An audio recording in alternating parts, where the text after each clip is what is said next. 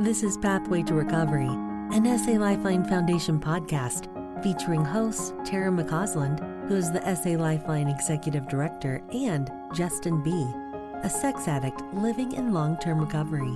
We have conversations with experts and individuals who understand the pathway to healing from sexual addiction and betrayal trauma, because we believe that recovering individuals leads to the healing of families.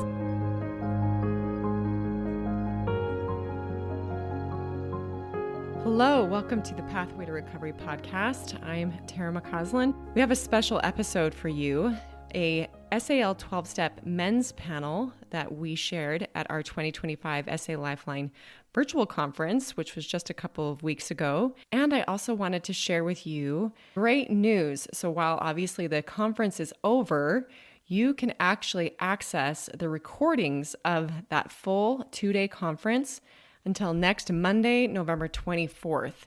So if you register, you have access to those recordings through the end of December 2025. And thereafter, all of those conference presentations will be housed in our digital recovery library on salifeline.org. But if you missed the conference and you were hoping to get some quality education from some experts in the field, as well as hearing from people who are walking this path of recovery, I invite you to go to salifeline.org, register, and watch the recordings, and hopefully you'll be able to join us next year. Also, wanted to let you know, since we have the holidays coming up, we like to take a little break in December, so we will be back in January with new episodes.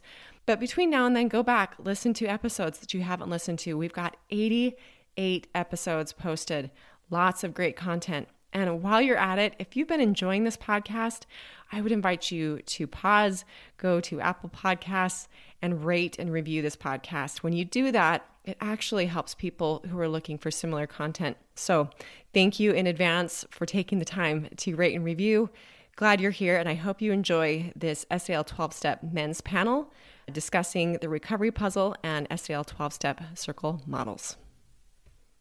Hello and welcome to the 2025 SA Lifeline Virtual Conference. We're so glad you're joining us today. My name is Jonathan L., and I'll be moderating this men's panel discussion. I come from the Rooms of Recovery and have been in recovery since about 2021. Each of these men has walked a personal journey of surrender, accountability, and healing. And together we'll explore how the SAL recovery puzzle and circle models have guided them along the way. The recovery puzzle is SA Lifeline's holistic approach to healing. It reminds us that recovery involves both inner heart and mind pieces, things like a willing heart, humility, honesty, and spiritual connection, and outer action pieces, such as qualified therapy, 12-step work, education, boundaries, and the daily practice of surrender. The circle model is a powerful visual that helps us to see the cycles of both addiction and trauma. They help us to recognize the symptoms that keep us stuck, the patterns of acting out, and the emotional and spiritual drift that happens when we lose God as the center of our focus. So before we dive in, I'd love for each of our panelists to briefly introduce themselves. Please share how long you've been in recovery and anything else you'd like the audience to know about your journey. I'll ask first, Andrew, if you'd start, and then Chris S., if you go next. Great. Thank you, Jonathan. My name is Andrew S. I have been working SAL 12 steps since a friend of mine introduced me to it, dragged me kicking and screaming into these rooms of recovery, but gratefully and through the grace of God, my higher power, I've been in recovery since and sobriety since July 20th of 2017. Currently attending meetings weekly and making connections daily. And I'll pass. Thanks. Hey, thanks, Andrew. Thanks, Jonathan. Grateful to be here. My name is Chris. I have been working this for about 4 years now, and have actively been trying to learn and grow and figure this process out. I think if I told myself 4 years ago that this would be the journey, I would have never believed you. And there's many things that have come to pass as a result of this journey, and there's many things that are still mysteries and great wonders that I'm hoping to figure out as I figure this out. But been holding onto sobriety since July 15th, 2021, and keep taking one day at a time and keep working at it. And with that, I'll pass. Thanks, Andrew and Chris. I appreciate that. Up next, Julian, and then Nikita, and then we'll have John. Thanks, Jonathan, and glad to be here. My name is Julian. I'm a grateful recovering sex addict. I started recovery back in September of 2019, and that's been a life-changing process. Some hiccups along the way, so I've actually been sober since March of 2024. But I am most grateful that God has been my way through this. Thanks. I'll pass. Awesome. Hey guys, my name is Nikita. I am a gratefully recovering sex addict. My sobriety date is October 4th of 2021. I've been in the rooms since early of 2020. I want to say like my first spiritual experience was when I wasn't ignorant to my ignorance anymore. And it was like it was really eye-opening of how much damage I caused. And I'm just grateful for the SAL and this program and the brothers in this program and just having a willing heart to be here. Thanks for asking me to be here. I'm grateful. I pass. Hey, thanks, Nikita. Hey, I'm John H. I too am a sex addict. I am sober since April 20th, 2020, and it's a miracle. And only through the help of the guys here and the men in the program and God have I been able to be here and at this point in my life. Yeah, if you had asked me 5 years ago, this is where I'd be 5.5 years ago, I would have said, you're crazy people, but I am grateful to be where I'm at. And anyway, yeah, I'll pass. Thanks. Awesome. For the record and everyone here, I want to mention just how very special it is to have all these men in a room and chatting with them.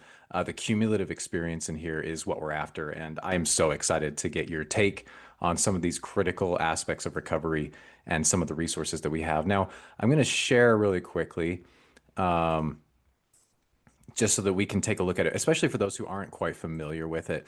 I want to start off looking at these inner heart and mind pieces.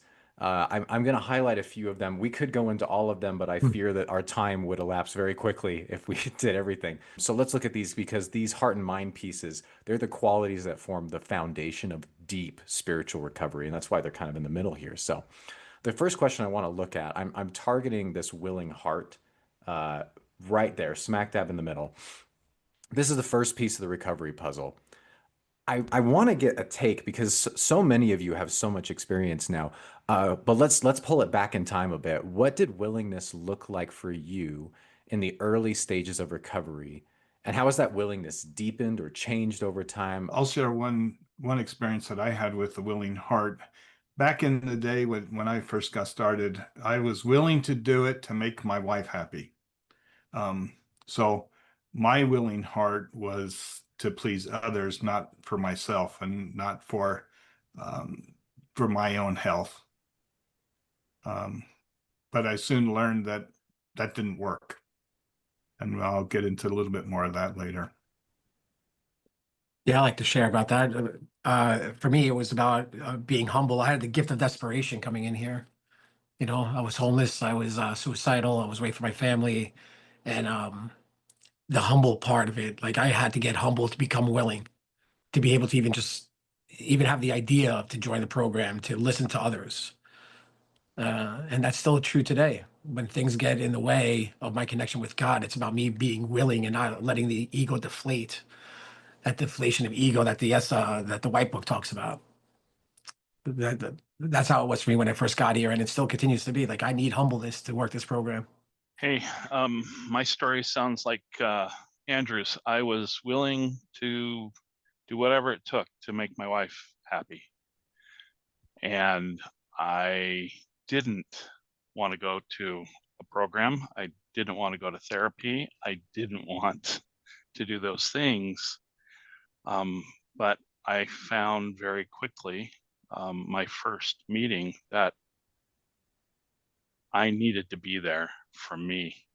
That's all it took for me. I'm grateful for that. Thanks. Yeah, I think if I jump my thoughts, it's I was willing to try and do something different because so much of what I had tried was not different and was not working for me. And so I was willing to give some things a try, but I had very clear boundaries and parameters of what I thought that willingness was going to be. And I set out pretty wary, uh, trepidation as I was willing to try something. And I learned very quickly that that willingness transformed as I continued to learn and as my recovery journey continued. That willingness of those things came back as humility and vulnerability that needed to be knocked down and removed because the pride and ego was a little bit too stout to begin with. And so allowing that willingness to come in took time. And it didn't come immediately. And I was not open to whatever needed to be done at first. But it was part of the learning journey and something that I'm very grateful for and looking back in hindsight.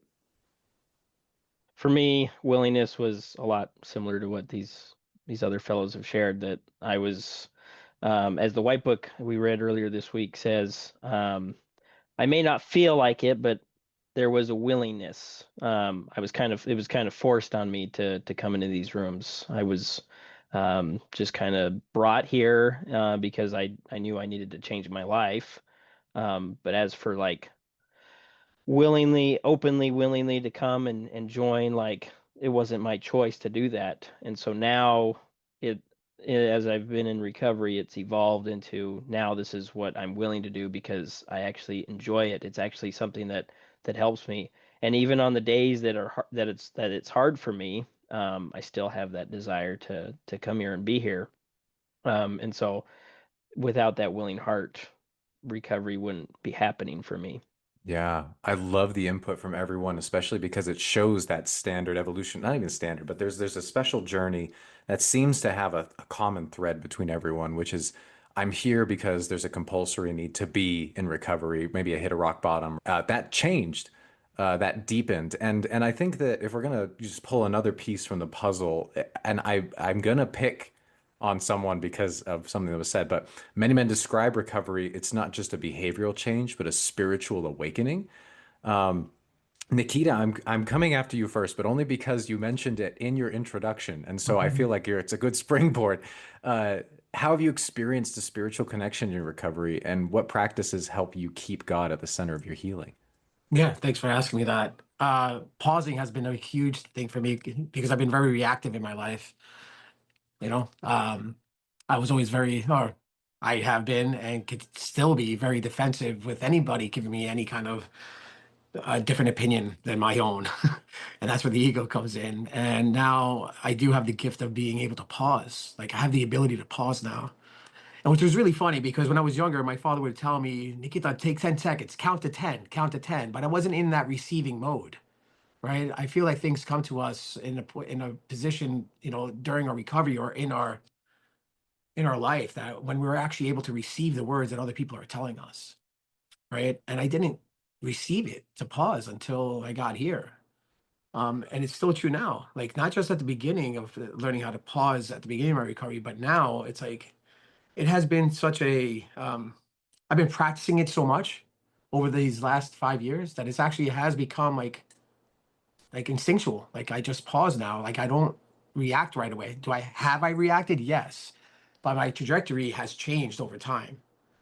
Right. It's like let's say that, I'm not doing it like 10 out of 10 times. Now like I might react, once out of 10 times, twice out of 10 times, but it's like it's just getting better and better because I have that willing heart to learn these practices that I've been learning from these men, you know? Um, and that's what connects me to God is when I'm able to pause, I'm able to let God in because if I don't pause, my mind just is on repeat and it's too busy to let God in. I need to quiet down to let God in. I think that's been the best practice for me to stay connected to God. I love that. And quieting the noise so a connection can be established is so Mhm. fantastic. I want to open that up to the rest of the panel from here and get some more insights on spiritual connection and your experience with it. Yeah, I can This is jump in. I think one of the things for me that came up is I feel like I've always been a religious person. It's always been something from birth that was in the home that I grew up in. But it wasn't until I entered the halls of recovery that I really got to know my higher power and my God. And it took the first several years of recovery to kind of reconstruct that connection with that higher power that I thought was strong and resolute from all the experiences that I'd had up to that point in my life.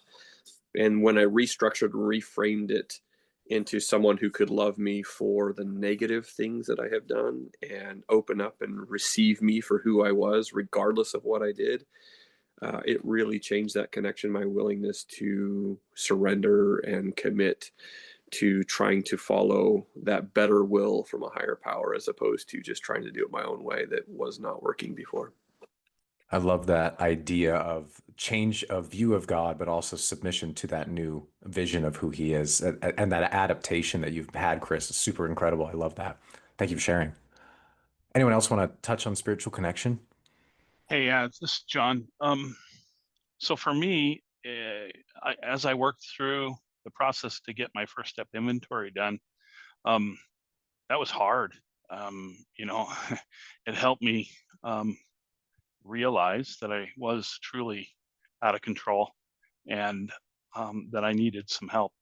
And then when the night that I actually shared my first step inventory, it was as if the Savior, my higher power, was sitting right next to me the entire time. And it was, wow, just an incredible spiritual event. And since then, I have just found that I talk to my higher power all day long. Right? Anytime I have a struggle, anytime I have something I'd like some help on, I just reach out and say, "Hey, need some help here, right? What do you think?" And then I listen.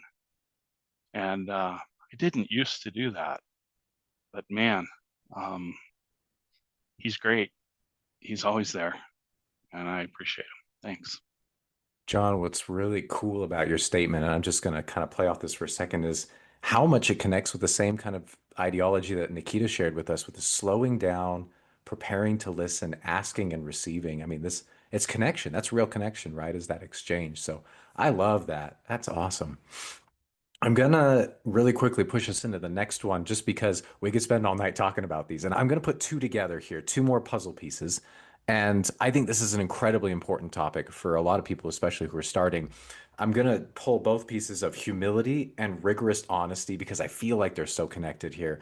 Those are the cornerstones of recovery, and they can be incredibly uncomfortable, honestly, at first, especially people just starting out the program. You're doing a therapeutic disclosure, or you're doing your first step inventory, like you mentioned, John.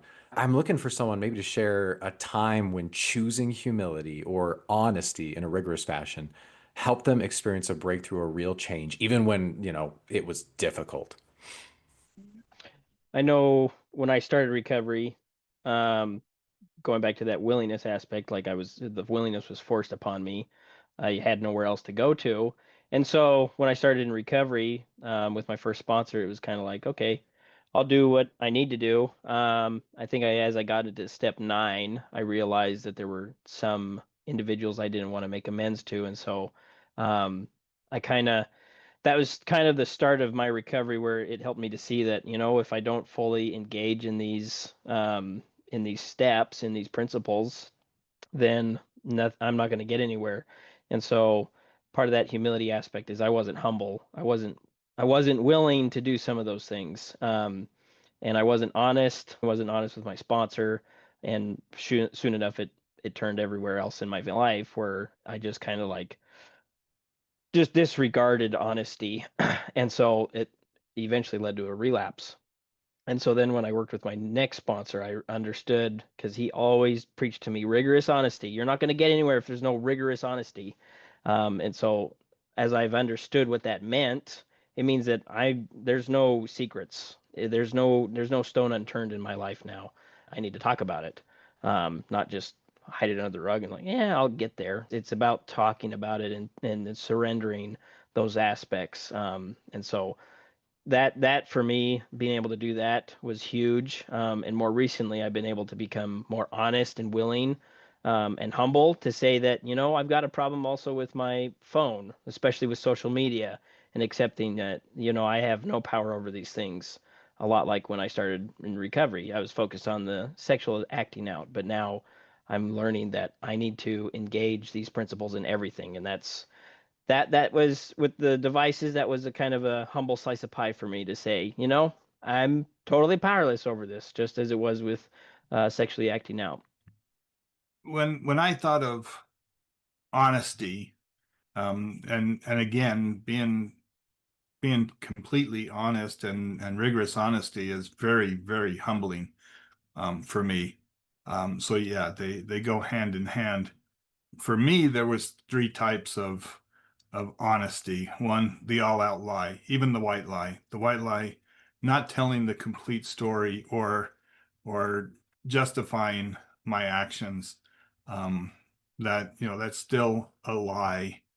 And then there's the deflection part of it, where okay, I'm going to tell you, but I'm not going to tell you everything at this point.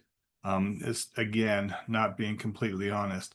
And then there's the rigorous honesty, where it's okay to take a pause and think about your answer. There was a time in my recovery when my wife would ask me a question and I didn't want to answer that question. And so I simply asked, I'm not ready to answer that question right now. Can I have a few minutes to make sure that I can humble myself enough to give you the honest, true, and complete answer?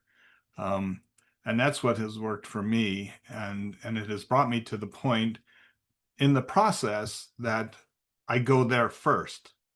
I go there first to honesty and avoid the lie. That has made all the difference in our relationship. If I lie, she knows it, and she's going to be upset and hurt. If I tell the truth, she'll know it. We can move forward with it. So that's where honesty plays for me, and it is humbling to actually do that. What I love about this is as you look through the puzzle, these are all connected because they all create the same sort of process of healing and recovery. There is one piece though that has it baffles a lot of folks because there's very little control over it. And I want to dive into this one with you folks. It's specifically time. You can't speed it up, you can't slow it down. It's going to do what it does. Time is time. It's one of those most challenging pieces. Recovery is a long-term process, and it unfolds in layers. We have a room full of fellas who I admire, I look up to, who have years of sobriety, years of experience. I'm going to ask it, what have you learned about patience and trusting this process, especially when the progress feels slow? Yeah, I'll step into that one. It's painful. Time is painful sometimes. It's also healing. I you can't rush what has taken. Well, for me, when I got into the rooms, I was 44. I was 44 years of doing it my way, and learning something different takes time for that. The way I'm looking at it, it's like I have 4 years sobriety. I'm 4 years old in this program. I'm still a toddler and I'm still learning. Um, and I've also discovered that it didn't take long for me, once I was able to have humility and rigorous honesty, to feel the promises that the AA Big Book talks about, because it switches real quickly, right? Like, and the people see your family and people around you see the energy shift. That doesn't mean I'm not going to fall back to old behaviors and old narratives. Of course I am. It's like I've been practicing them for 44 years before I got into the program. So, um, and now that it's like 5 years later, man, it's still slow sometimes. It's definitely not linear. It feels more like a roller coaster. But then it's like, okay, when things are feeling good, okay, am I becoming complacent during that time? Am I slowing down my recovery, right? Or am I leaning in further? Like I recently, I've been asking God, what am I doing to play it safe? Am I playing it safe in my recovery, or am I actually challenging myself to learn differently? And the more I challenge myself with my recovery, is the more pain comes. But pain is good. I think it's an indicator from God for the things I need to look at that I haven't looked at yet. It's casting that light on it. It definitely takes time, but it feels good. Once it clicks, it feels good. And then, okay, here's another here's another hill I have to climb. And I love it. Like, I love recovery because I'm learning more about myself, and it's actually making me safer for the people around me. So for me, it was like, I want to be done. I'm going to be done, 12 steps. Great. I'm going to be done. Right. Here I am 5.5 years later. And I'm still working those same 12 steps. Right. And that's okay. Right. It's my life today. But honestly, I can only focus on the right now. I can't change what happened 2 minutes ago. I can't change what's going to happen really 5 minutes from now until I get there. Right. So I can really focus on right now. And, one of the phrases they use in the group is it's one day at a time. Right. And sometimes it's, 1 minute at a time when you're having a tough day. And, but that's all I have to focus on. And it makes it easier to think of it in that one little chunk, not this big process. Let me jump in here real quick. Time for me was, an hour and a half meeting. I got to sit through it. And I've got so much to do around the house. It just takes time, and I got to sit through this meeting. Now, time to me is, hey, I can put all that stuff aside, and I get to go and sit in a meeting and share and be with my fellows and my brothers and just feel that connection. That's what time means for me now. And yeah, it's a slow process. I agree. And it took me a while to get to that point, but it's made all the difference. Thanks. I love it. I love the perspective of looking at it not as a revolving door in and out, but as a spiral staircase always heading up. So you guys, man, changing my perspective here as well. I love this. Let me share the recovery puzzle one more time because I want to go ahead and we're going to talk about some of these outer sections here, or the outer action pieces of the recovery puzzle. I want to talk about qualified therapy actually very first here. Finding a qualified therapist who understands sexual addiction and trauma recovery can be a real game changer. I know I had that. A therapist saved my marriage, and honestly, it saved me having a qualified therapist. But I want to hear from you fellas. How did you find the right therapist, and what role has therapy played alongside your 12-step work? How have those worked almost synergistically? I'll go ahead and jump in again, if I may. Therapists for me, I had a therapist. I had one that would call a qualified therapist as a CSAT, and through the process of getting started and looking at doing a full therapeutic disclosure, he asked that my wife went to another therapist that's qualified, to help her through the steps. And in talking between the two of them, that therapist told me that, I don't think you can do a therapeutic disclosure because your wife can't handle it. She's not ready for it. She just cannot handle it and never will be able to. She didn't like that too much. And so we went and found a different qualified therapist. And I tell you, the right therapist doing the right job has made all the difference for us. And we went through that disclosure, and she said, Andrew, that's the most honest I've ever heard you when you talk about your sexual addiction. And it really was a springboard to a much stronger relationship between the two of us, and trust and honesty and reliance on the process. And that's what qualified therapy does for you. Similar to what Andrew shared, my wife and I found a therapist, and together as a couple, and we went through a couple of sessions, and by the end of it, our therapist looked at us and said, well, I don't really have anything. This is after I came out that I was a sex addict, and we went through a couple of these sessions, and this therapist said, I don't think you have anything to work on. And we're like, oh, that doesn't sound right. So being able to talk to some other people and find the right therapist, really, we worked with this one counselor that we had for probably a good 2 years. And I personally learned a lot about my wife, and what she went through. It helped us to come and grow closer together. And it helped me to be more empathetic and understanding of where my wife was at, through all of this. And even outside of the betrayal trauma, just like who she was as a person. And it helped me to find myself as well. So finding the right therapy, the right therapist, was huge for our marriage. It's been huge for my recovery. I wouldn't be where I'm at really without that therapist. Yeah, I like to share a little bit about qualified therapy. So I didn't go through a CSTAT. I did go to an addiction therapist, and he, he at first he basically told me that like it's a normal act to do. It's okay, kind of thing. And I quickly realized that that therapist wasn't for me. And then I did find another therapist, but she wasn't a CSTAT either. But what really did help with that was the IFS kind of work and EMDR kind of work, because porn and masturbation and acting out sexually, that's the solution for something that's even deeper.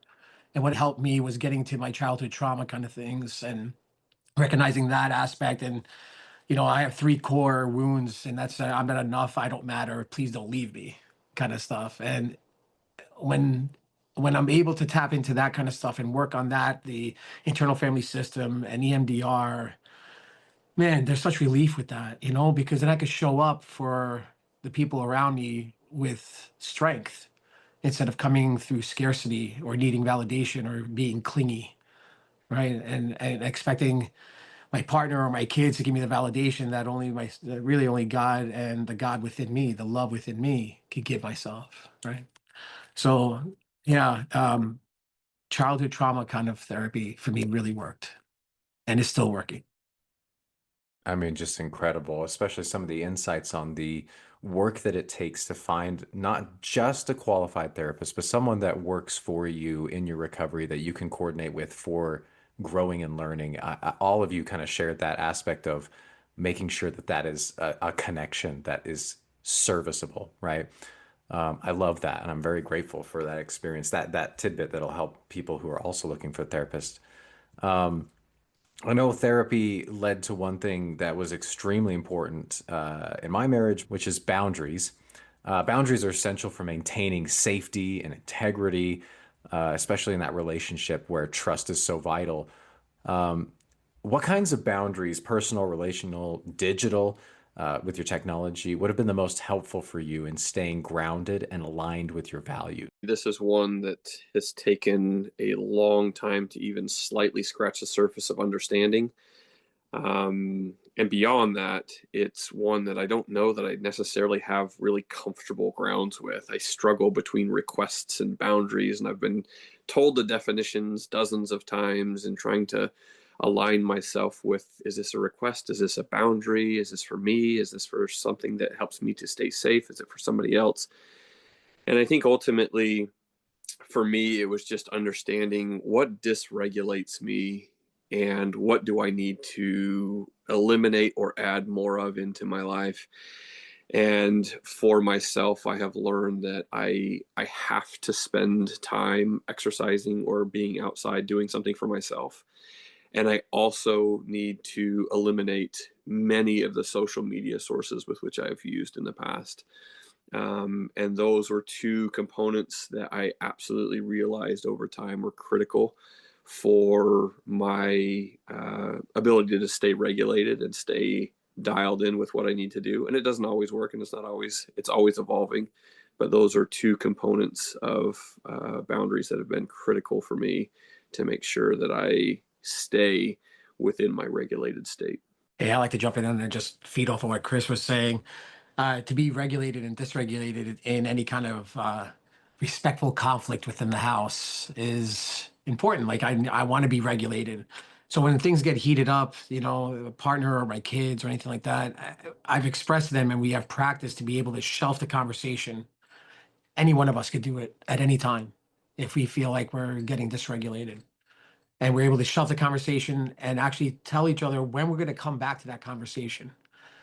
Because, we all have different kind of attachment styles, avoidant, anxious and all that. So it's like, it's good that we actually are able to shut the conversation and tell each other, hey, let's get back to this in a couple hours, later tonight, tomorrow morning, or even bring it with our therapist or anything like that. So that's one thing I've found to be very helpful in communication with my loved ones, is like being able to give them the opportunity, also the power also to shelf it, not just, dad, right? But anybody can shelf a conversation knowing we're going to come back to it. So then we can enjoy the evening still. We know it's there. We don't have to be pissed off at each other the whole night, going our separate rooms. We can actually still enjoy the evening and still be loving towards each other. I love how you both highlighted these are opportunities to build healthy relationships, right? Uh, it's not some confinement. It's an opportunity to build, which I love that. Build trust.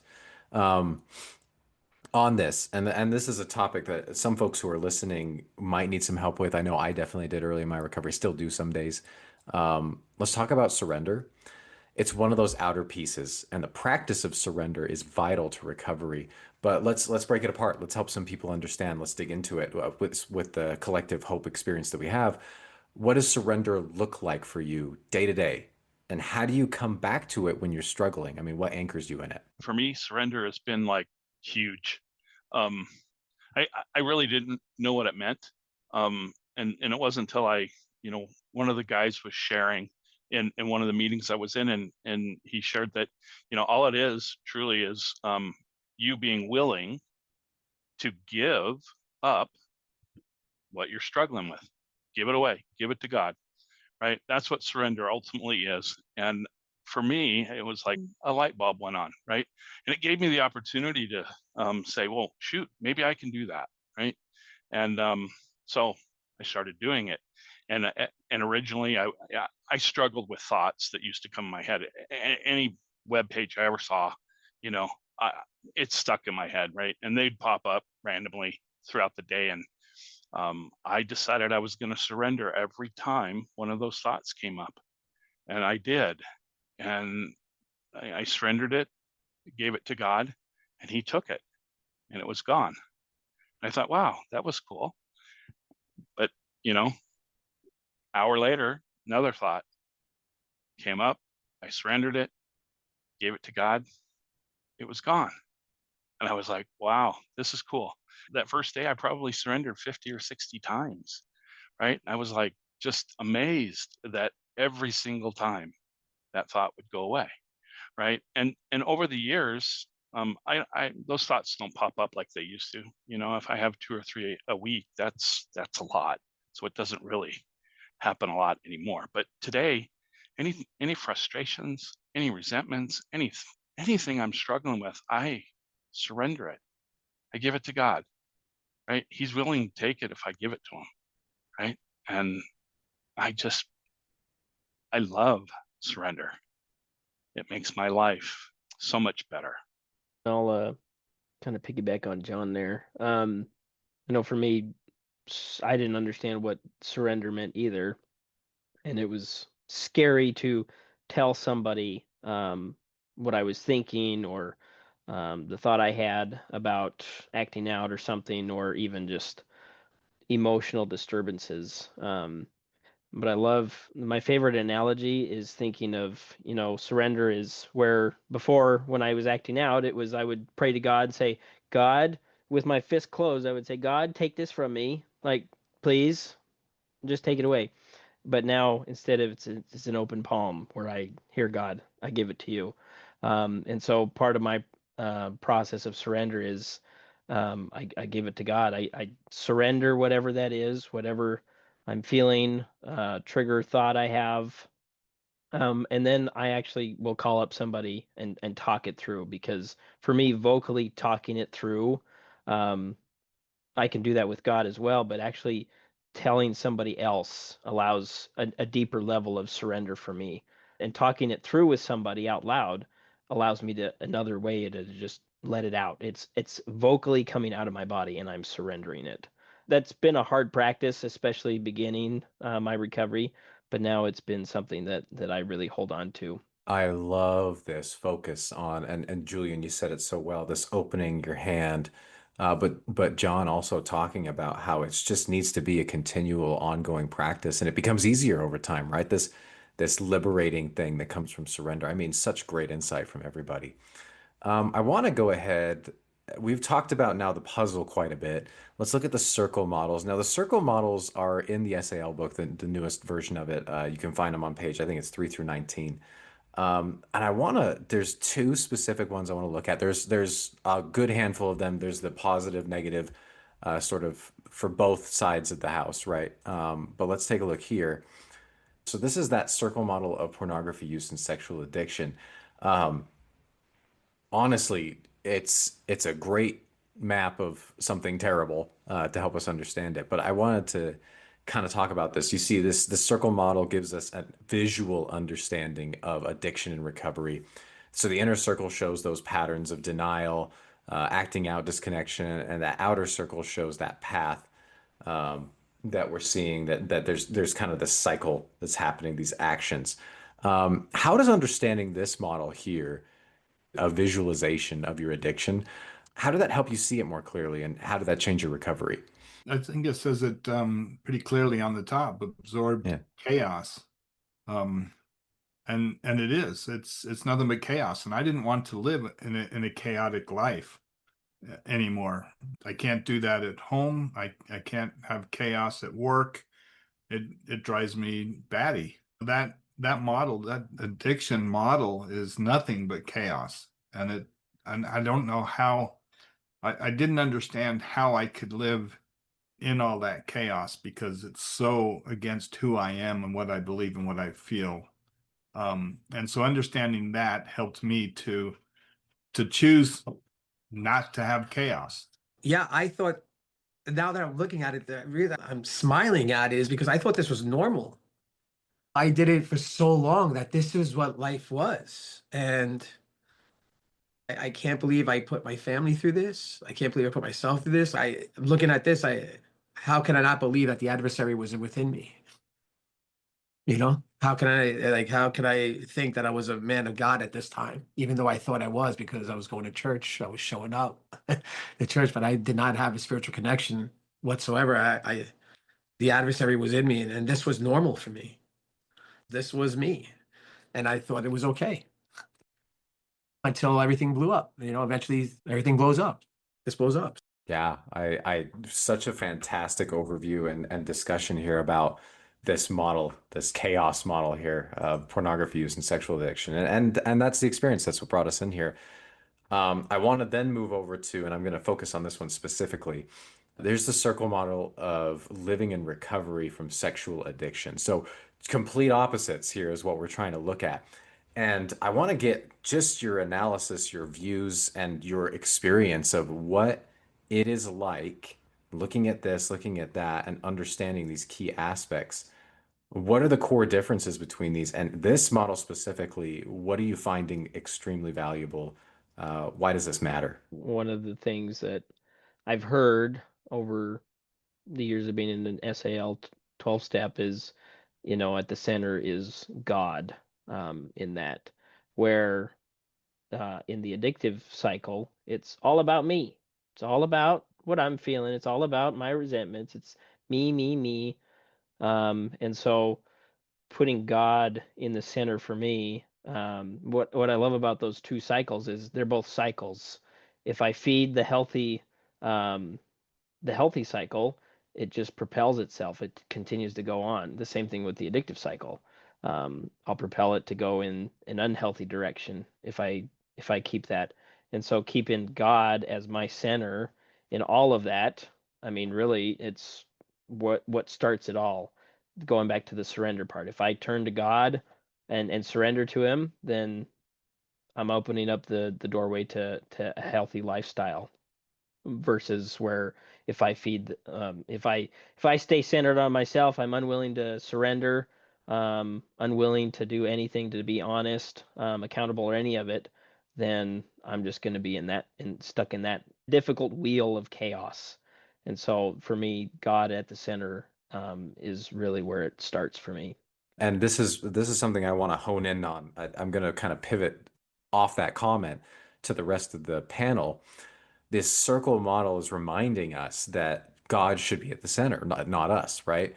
But also the peace comes as we align with Him. What helps us notice when we're slipping away from Him as our center? A lot of brothers I know got into the addiction without even realizing how chaotic it was getting until it was too much, right? So, what makes us notice that we're slipping? And then, what actions or practices are helping us to return to having God at the center? For me, it's just recognizing kind of where I'm at. And it's taken a lot of time to internalize and understand my feelings and my emotions that I ignored for so long, and not being able to understand how to respond to those. And without being able to understand and respond to those feelings that I'm feeling and process through them, it's hard to connect with God, with myself, with anyone. And what I have found is I try and find answers to that. It's through connecting with my higher power that I'm able to find self-reflection that helps me see, where am I really at? And am I being truly honest and humble about where I'm at? Or am I trying to hide some of these things and let some of those other elements of the model that caused such chaos in my life to prevail? And I also recognize another one is the 12th step and the willingness to carry this message forth to others. I know what I'm kind of retreating back, and I'm not really wanting to connect with other brothers or help others through their journey. There's probably a disconnect with God and myself in some other aspect of my life. And if I'm not wanting to attend meetings, if I'm not wanting to reach out and make the connections that I need to make on a regular basis, there's something that's off centered with my connection with God, where I'm not probably centered elsewhere.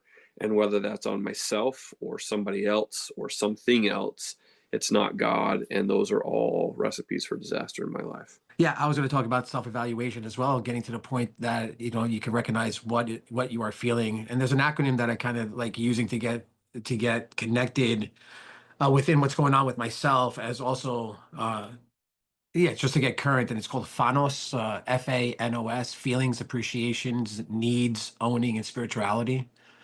And I just go through that. I recognize my feelings at the moment, the things that I'm appreciative of, and the gratitude that I have, the needs that I need. Maybe I'm thirsty or, dehydrated, I need something to eat, or I just need a hug. Something I want to tell myself about, like owning. Like I need to own something, tell myself. And in spirituality, where I am connected with God. And when I get into the present moment, being where my feet are, not thinking about the past, like John was talking about, thinking about the past or thinking about the future, just being in the present. That's really the most connection I have with God. And there is a great way to do that is with what Chris was saying, is with fellowship, is calling someone, asking how they're doing, being a service. There's a difference between the blood and the ink. The ink of 12 steps is we're doing the steps, right? But the blood is the fellowship. Like being able to, like, I feel like I am responsible for another brother reaching out in this program, because this program has saved my life. When I first joined, there were men that gave up their time to lead me through this path, right? To make me a human, a responsible, loving human, right? So to get back into that, to be able to give that to somebody else, and then what's more godly than that? What's more spiritual than that? And journaling. I can't express enough how much writing has changed my life. Getting my thoughts and feelings on paper, slowing down, pen to paper, and how that process really rejuvenates my soul, brings me back to God. I love journaling. Setting an intention in the day when I wake up, and then with that intention, I write a prayer, a short little prayer. That's my first journal in the morning, and it just sets my day up right. And I need to connect, and that's how I do it. I do it with journaling. I love it. Brothers, man, thank you so much for addressing some of these really tough topics. It is no small thing, the work you have done and the experience that you bring to this room, this conversation, so valuable. I just, small moment. I mean, me 4 or 5 years ago, would have been stunned to hear some of these things, just shocked that there are men like this out there fighting this addiction, working to recover, becoming what we all are trying to become, and working with God. Just beautiful. I can't emphasize enough the just educationally rich content that is in these books and these diagrams and these models. Thank you for diving in with me. And thank you all for your honesty and openness in sharing today. Your experience has reminded me and all of us that it works when we work it. It's all about consistent surrender, accountability, and turning to God and safe connection one day at a time, even sometimes one moment at a time. To those listening, we hope this conversation gives you hope and direction in your own journey. Remember, lasting recovery is possible when we keep God at the center and do the work, both inside and out. Thank you all for joining us tonight. Thanks for joining us. We invite you to subscribe to this podcast so that you don't miss new episodes. And while you're at it, will you please leave us a 5-star rating and review to help us spread the good news that healing from sexual addiction and betrayal trauma is possible. We invite individuals who are struggling to join our virtual or in-person trauma-sensitive 12-step meetings. Meeting times and locations can be found at sal12step.org. You can find quality education at salifeline.org. And we hope that you will follow us on Instagram and Facebook. SA Lifeline is